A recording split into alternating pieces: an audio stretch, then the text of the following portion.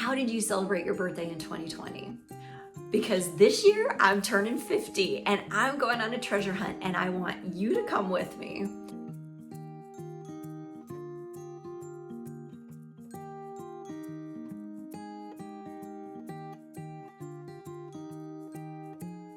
My name's Rolinda. I'm a professional artist and a story guardian, and I am searching for 50 stories of hope, love, and life after loss that involve an orchid.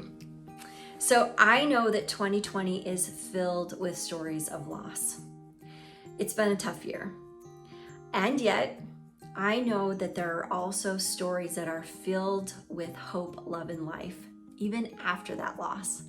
So will you help me? Will you go on this treasure hunt with me and help me find 50 stories to celebrate my birthday?